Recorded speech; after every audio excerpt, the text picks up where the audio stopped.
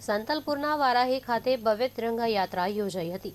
રાધનપુરના ધારાસભ્ય લવિંગજીભાઈ ઠાકોર સહિત તાલુકા પંચાયતના હોદ્દેદારો, કાર્યકર્તાઓ, વિદ્યાર્થીઓ અને પોલીસ સ્ટાફ મોટી સંખ્યામાં જોડાયા હતા। હાથમાં તિરંગા સાથે દેશભક્તિના નારાથી વારાહી ગુંજી ઉઠ્યું હતું। બજારથી શરૂ થયેલી આ યાત્રા વિવિધ માર્ગો પરથી પસાર થઈ મામલતદાર કચેરી ખાતે પહોંચી હતી। હર ઘર તિરંગા એનું આહવાન કરેલું, એના અનુસંધાને એના અંતર્ગત આજે વારાહીમાં તિરંગા ભવ્ય એ તિરંગા યાત્રા નીકળી। કારણ કે મોદી સાહેબે એ વાત કરેલી કે આખા ભારતમાં હર ઘર તિરંગા। કારણ કે તિરંગા એક એવી આપણી આન બાન ને શાન છે ભલામણા। એ તિરંગાએ લહેરાવવા માટે ઘણા વીર શહીદો આપણા એ શહીદ થઈ ગયા છે, એને પણ આપણે અત્યારે સલામ કરીએ।